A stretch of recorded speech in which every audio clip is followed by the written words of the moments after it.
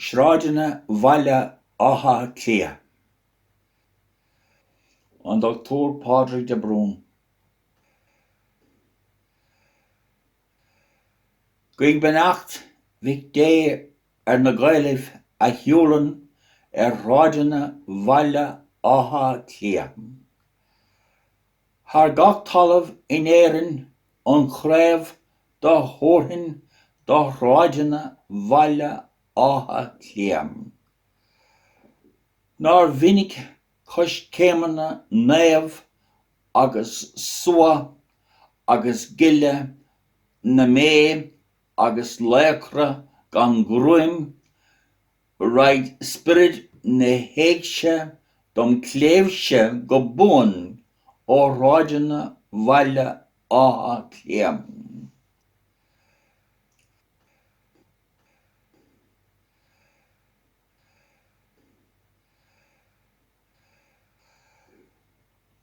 Óir de chuir go bhfuir brian an trá úd de thir sibh a Sráideanna Bhaile Áth Cliath, agus lorcáin na dríal dar cíoch mhór níor bhrúd a Sráideanna Bhaile Áth Cliath.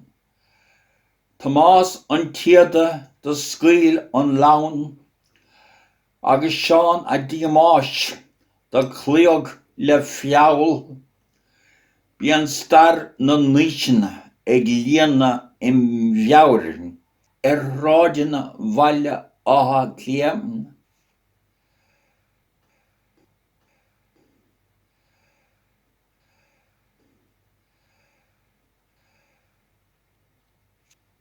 Nár leanmhóibh teán den ródsa i ngéimhinn Sráideanna Bhaile Áth Cliath, is an gearaltach óg gan fór dá chiasam Sráideanna Bhaile Áth Cliath, agus emit sa chár an lásán an sceoin is a leicne bána gan scá na neor, ag feitheamh le bás is mionghara a bheol Sráideanna Bhaile Áth Cliath.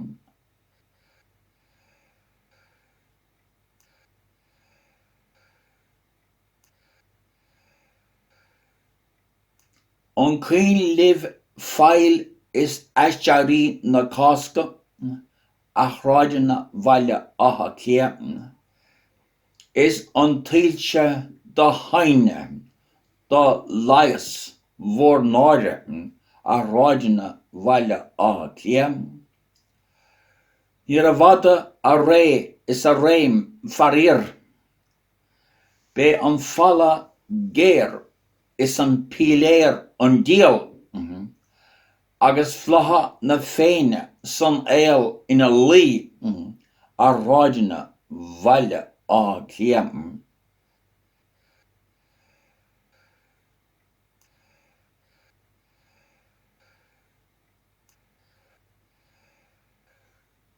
De chunach a bhfuir óglaigh cróga na saoirse a Sráideanna Bhaile Áth Cliath, agus borra na hóige is an bród ina gríthe Sráideanna Bhaile Áth Cliath, ag caithfeadh a bliascáin in éadán gaul, ach ag braca lé bhí an céad go teann, agus leabhaigh an bhéarlaigh réig I ball a Sráideanna Bhaile Áth Cliath.